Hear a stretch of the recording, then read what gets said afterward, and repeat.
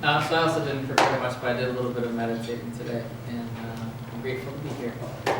It would be dangerous to think that what I'm going to say to you is my story, because my story is many stories.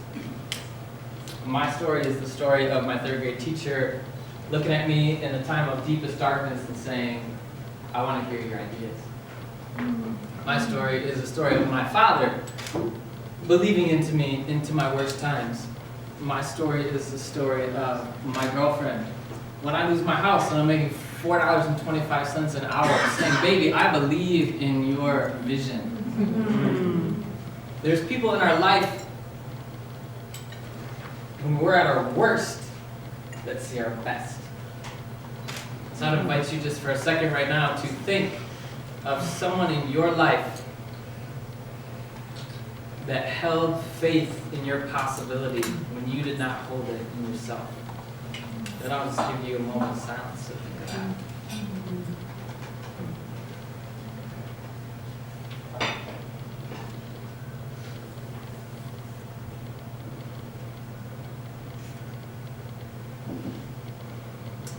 And we can hold these true in the sense of how our culture pushes toward ways of revering the one person.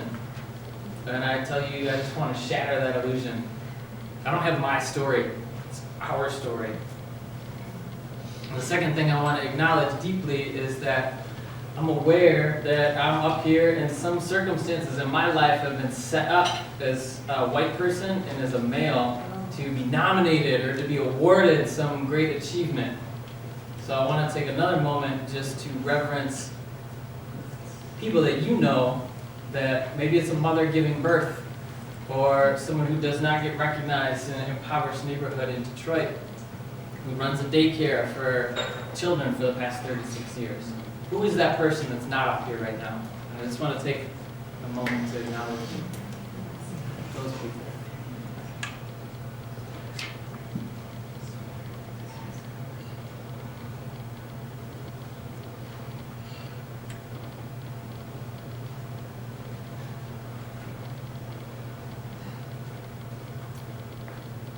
Like all of us, we have a particular enchantment on our lives, something special, some kind of gift that's given to us. And our quest in our life is to discover what is that and how do we release it to the benefit of all.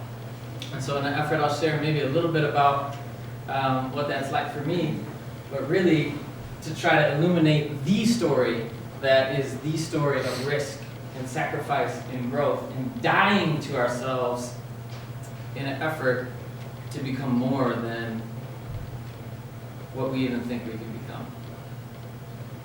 Here's how I think it starts. And as I tell this, I would just encourage you to think about this in your own life. How I think it starts. We're born and we encounter some kind of heartbreak.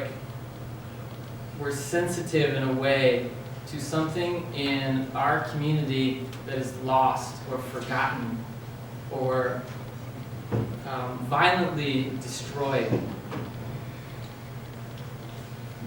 And for me, that's the oppression of childhood. And that happened when I was a child. And thank God I had this teacher, Mr. Hill, in third grade, who looked me in the eyes and really believed that I had value in my darkest thoughts, moments. And then, the mythology of the comic book happened upon me and some neighborhood group of friends. And me as a shy little child discovered myself and my superpowers as the white tiger. So I was able to achieve a strength and I was able to surprise myself with something that I didn't even know that I was. And this is the resurrection. And I think when we're given that kind of vision and when we're given that kind of heartbreak, we're also given a vision.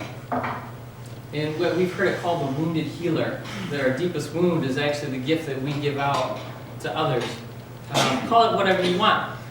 But that formative experience for me has led me to orient my life to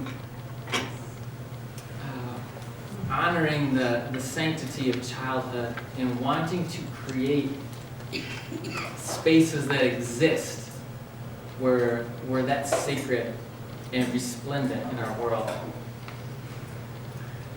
But it's not just like, snap, that happens. Because I think once we have that vision, what happens is we get shaped by it. And it wasn't always a complete humble surrender for me, because what I've faced, and I think we all know, is that if you just surrender to something larger than yourself, you get humiliated. That's the first part. Here's how you get humiliated. Hide.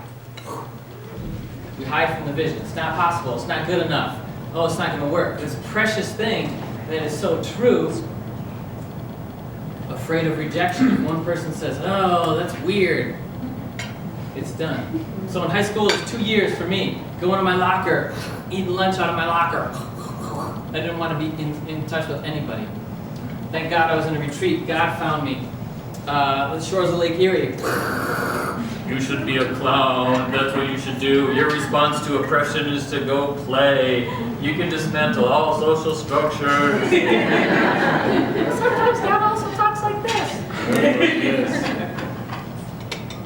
So the second thing that happens is surprise. And I'll come back to humiliation and surprise. And I want somebody to just check. Give me a check at a time. 1 minute, not too long. 1 minute. 1 minute. Got it. Okay.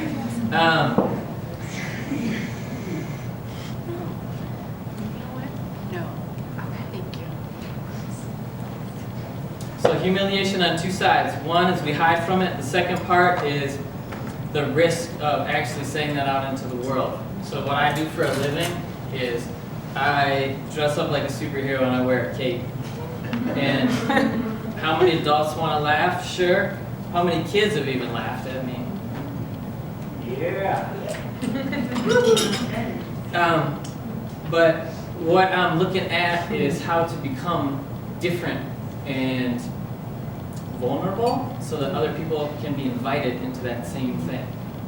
And this quest and surprise has led me to Indian Reservation to do work. It's led me to Interfaith Center to work with Franciscans. It's led me to now, most recently, a neighborhood in Detroit where this vision of, oh, let me just enchant creative play and purpose in kids is now about recreating a world where a self-sustaining visual village is possible in an impoverished area. And I think we can do that if we know the journey of the hero to die to ourselves and really surrender to something larger.